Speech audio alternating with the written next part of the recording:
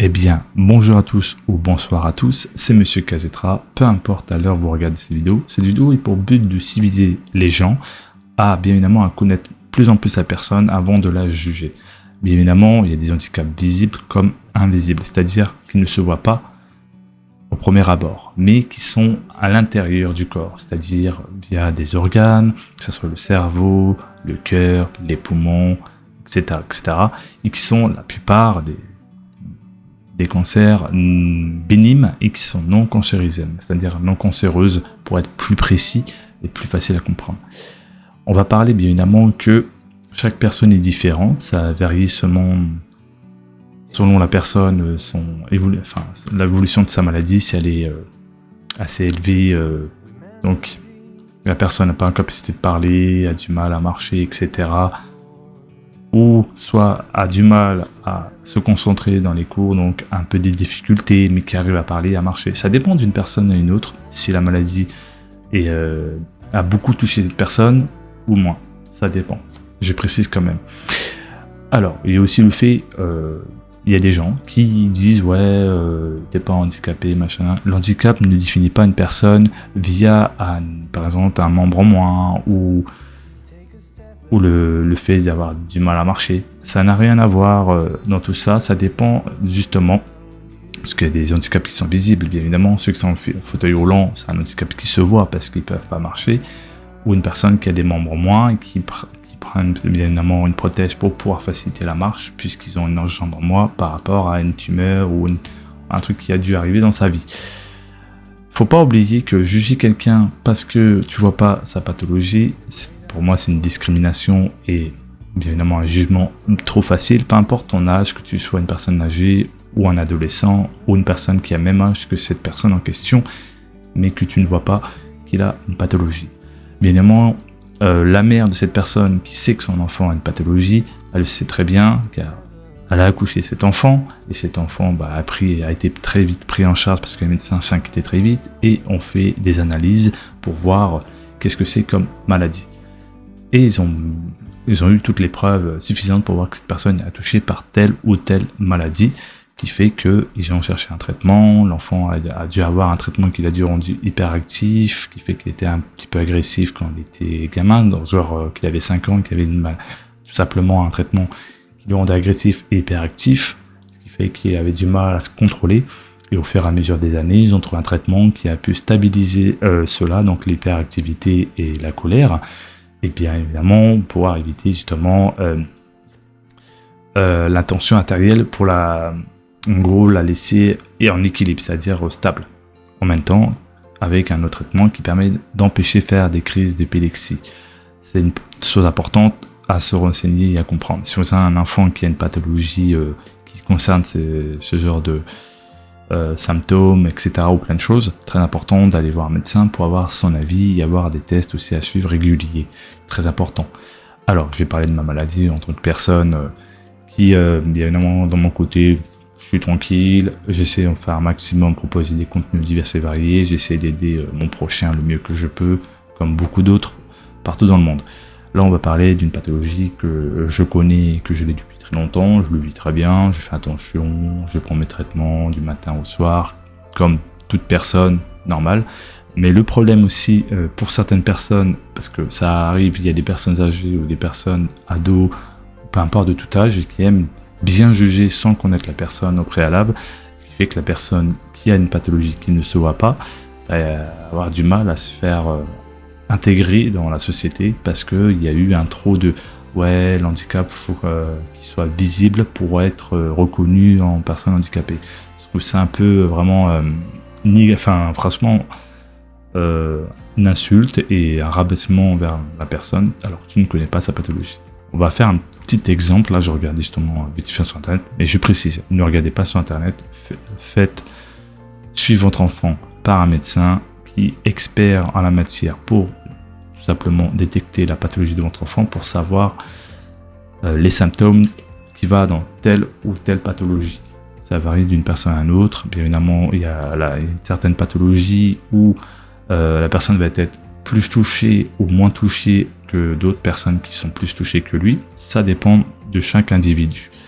Alors, je vais parler de la sclérose C'est ça, la sclérose tubereuse de Bourneville, qui est une maladie génétique complexe et qui peut être aussi rare. Rare, c'est-à-dire que c'est pas forcément lié à la génétique, c'est-à-dire que vous avez des parents qui n'ont pas cette pathologie, et ce qui fait que vous êtes né avec cette maladie, tout simplement. Donc le mot rare, qui signifie que il y a des cas où des gens n'ont pas cette maladie et que les enfants peuvent l'avoir quand même. Je précise. Qui est complexe et caractérisé par le développement d'une tumeur bénigne non cancéreuse, c'est-à-dire au sein de différentes parties du corps. Ces tumeurs pourront alors être localisées au niveau de la peau, du cerveau, des reins. Donc les reins, ce qu'on appelle des kystes rénaux, pour ceux qui ne savent pas. Faire attention car les reins, quand ils sont blindés de kystes rénaux, ils sont endommagés, mais ils fonctionnent. Il faut faire attention que votre enfant ne fasse pas des trucs trop lourds, car ça peut exploser les kystes qui sont à l'intérieur de ses reins, et ce qui fait que ça peut provoquer des caillots de sang, donc bloquer la vessie, là où il va faire pipi bien évidemment. Et il est très important de faire attention à son enfant et faire de prévention aussi aux autres pour leur dire de ne pas trop faire surcharger au niveau tout ce qui est truc lourd, pour éviter que votre enfant risque d'avoir des kystes qui explosent et qui bloquent sa vessie. Alors que la vessie, c'est important qu'elle ne soit pas bloquée pour qu'il puisse aller aux toilettes, car le fait que quand tu te fais bloquer à cause d'un caillot de sang, à cause d'un kyste qui a explosé parce qu'il y a eu un truc très lourd qui a brusqué les reins, qui a demandé trop, et ben ça casse tout simplement le kyste et provoque ces fameux caillots de sang. Très important, quand ça arrive, emmenez votre enfant à l'hôpital, ils vont le garder une semaine, voir comment ils peuvent faire pour réparer tout ça en enlevant bien évidemment le caillot de sang si ça va se faire tout seul, ou soit faire une, enfin je sais pas comment ça s'appelle, une bolation, un truc comme ça, du rein, pour bien évidemment régler le problème en question. Je précise. Aussi d'autres organes et tissus, la manifestation clinique associée à la sclérose tubereuse de Bourneville variant en fonction des organes impactés et les symptômes les plus largement recensés dans le cadre de cette maladie, regroupant ces crises épileptiques, des troubles conjonctivites et du comportement d'anomalies cutanées, etc., etc. Les organes les plus souvent touchés sont le serveur, le serveur. Je vous faire un peu d'humour pour garder un peu de détente, pour pas vous ennuyer quand même et que ça vous fait partir cette vidéo sans vous informer. Donc ça peut toucher le cerveau, le cœur, les reins, les poumons ou encore la peau. Le développement des tumeurs malignes, cancéreuses est possible dans le cas de cette maladie, mais reste rare et infectant principalement les reins. Donc vous en faites pas, c'est rare que c'est cancérigène, donc c'est dangereux. Généralement c'est bénin, donc non cancéreuse, et du coup il n'y a pas quoi s'inquiéter du moment que votre enfant est prêt à temps et du moment que évidemment il a des traitements qui permettent de stabiliser sa maladie et de stabiliser sa tension artérielle. La tension artérielle, c'est quand par exemple votre tension augmente selon un stress, selon de plein de choses. Très important d'avoir deux traitements, un pour la tension artérielle et l'autre pour les crises d'épilepsie. Les crises d'épilepsie sont liées aussi par la sclérose tubereuse de Bourneville. C'est important de savoir. Si votre enfant fait des crises d'épilepsie, très important de réagir très rapidement pour éviter qu'il se fasse tuer par les crises d'épilepsie. Parce que les crises d'épilepsie, si c'est pas pris à temps, l'enfant, son cerveau va s'éteindre, tout simplement. C'est comme un ordinateur, s'il chauffe trop et qu'il reste trop à 100%, il va se mettre en sécurité et puis voilà. Là, c'est différent. Là, la crise d'épilepsie peut tuer votre enfant. Très important de vous renseigner auprès d'un médecin pour trouver le moyen d'arrêter ces crises d'épilepsie. Il y a des traitements qui permettent d'empêcher les crises d'épilepsie et de stabiliser la maladie. En même temps, pour la tension artérielle, qui est le deuxième traitement pour stabiliser, les deux ensemble, vous les prenez le matin et le soir, vous prenez que pour empêcher tout simplement les crises d'épilepsie. Il y a un traitement pour le soir et deux pour le matin, donc pour la tension artérielle et l'autre pour les crises d'épilepsie. Et le soir, c'est que le traitement le plus important qui est pour les crises d'épilepsie. Voilà. Très important, c'est apprendre à connaître la personne avant de la juger, dire ouais, t'as pas le droit de te garer dans une place handicapée alors que tu as une pathologie qui ne se voit pas à l'œil nu. Ce n'est pas parce que d'autres, ça se voit, que d'autres n'ont pas le droit parce que ça se ne voit pas et que les gens pensent qu'ils mentent. Il y a aussi des gens que je trouve ça inadmissible qui s'amusent à inventer des pathologies comme pour arrêter de travailler, alors qu'il y en a d'autres qui ont vraiment fait des analyses et plein de choses avec leur médecin pour savoir s'ils ont cette pathologie, etc. et qui sont pris pour des menteurs alors que d'autres mentent extrêmement bien pour bien évidemment arrêter de travailler. Il y a des gens qui ont vraiment des pathologies, que ce soit à l'œil nu ou pas, mais ceux qui ne se voient pas à l'œil nu sont pris pas très au sérieux à cause des mauvaises personnes, alors qu'ils savent très bien qu'ils ont des traitements et qu'ils font tout leur possible. Très important, ne jamais juger une personne si tu ne connais pas son passé ou vraiment sa pathologie. Car c'est une discrimination, une insulte et c'est un rabaissement. La mère de cet enfant le savent très bien car elle l'a mis au monde et elle sait pertinemment par rapport au médecin qui lui a expliqué la pathologie de son enfant. Donc la mère ne pourra pas mentir et l'enfant ne pourra pas mentir et si les gens ne le croient pas, et ben hop, il va appeler son médecin et le médecin va le dire à ces personnes tout simplement manque d'information que l'enfant en question qu'ils ont jugé a bel et bien cette pathologie. Le respect des uns et des autres, c'est mieux pour vivre en communauté.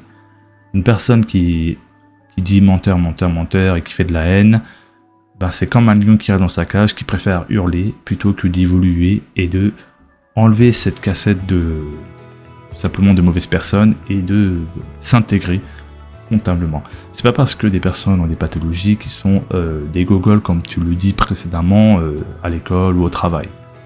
C'est des personnes normales qui ont des problèmes de santé, qui font mieux pour stabiliser leurs problèmes de santé. Le respect des uns et des autres, c'est primordial pour bien évidemment vivre en société. Il faut aider ces personnes bien évidemment à s'intégrer parce qu'ils ne peuvent pas s'intégrer eux-mêmes car ils ont une pathologie qui ont du mal à comprendre, qui ont du mal bien évidemment à s'expliquer auprès des autres parce que la peur d'être jugé, ce qui est tout à fait normal. Moi, je vis très bien avec ma pathologie, j'arrive à la stabiliser, je fais attention à ça, à ci, cela, pour être en bonne santé, mais aussi parce que j'ai des expériences. Ah oui, parce que l'expérience, c'est tu as vécu ces choses-là et il est normal que d'aider son prochain, quoi, tout simplement. Et surtout aussi, les critiques, je m'en branle royalement. Les gens qui te regardent en mode inculte, ça veut dire une personne qui préfère rester dans ses mensonges et croire que la personne n'a pas sa pathologie alors qu'il l'a très bien. Voilà. Vous savez, les gens incultes, hein, il y en a partout, hein, des cons, donc faut vivre avec, il faut savoir les éduquer tant bien que mal, que ce soit des personnes âgées comme des personnes mineures ou jeunes adultes qui ont le même âge que toi. Peu importe l'âge, faut pas oublier que les insultes sont intolérables et ne jamais rabaisser une personne parce qu'elle a ci, parce qu'elle a ça, ou même parce que vous ne connaissez pas sa pathologie. Voilà, je le répète plusieurs fois, en moins c'est rentré dans la tête de chacun de ces personnes qui ont harcelé des enfants. Et j'avais envie de faire cette vidéo parce que c'est vrai qu'une personne qui a une pathologie qui n'en parle pas va faire plus galérer les autres, voilà, excusez-moi, je cherche mes mots, à admettre que chaque personne a une pathologie différente de l'un et de l'autre. Chaque individu est différent. Chaque personne a une pathologie qui est soit qu'il a, comment on dit, assez élevée en niveau, ça équivaut, ce qui veut dire qu'elle est plus touchée que d'autres. Voilà. Prenez soin de vous et surtout aussi apaisez votre cœur. Apprenez à vous entendre les uns et les autres. C'est pas en cherchant une petite bête qui va manger la grosse que ça va vous changer. Ces personnes, ouais, je vois la personne qui aime bien filmer les personnes handicapées en les tabassant, c'est pas comme ça que tu vas devenir quelqu'un de respectueux et tu vas rester enfermé toute ta vie dans tes bêtises de recherche de followers, recherche de likes, recherche d'être vu et d'être reconnu pour ta bêtise et c'est pas comme ça que tu vas devenir quelqu'un de mature. En tout cas, je vous dis prenez soin de vous, bon visionnage. Je pense que cette vidéo là je vais la mettre aujourd'hui, comme ça au moins c'est une vidéo bonus et puis voilà. Après, je suis pas aussi parfait dans mes explications, mais je les ai fait un peu plus simples et même si des fois ça arrive qu'on peut bafouiller, c'est normal, on peut avoir des difficultés, même si tu es soit mineur ou soit majeur, peu importe l'âge, tout le monde peut avoir des difficultés, il ne faut pas avoir honte. C'est en apprenant à franchir les obstacles qu'on apprend à combattre justement ces difficultés, de galérer, à s'exprimer. Voilà, prenez soin de vous, à la prochaine, prenez soin de vos prochains. Ciao.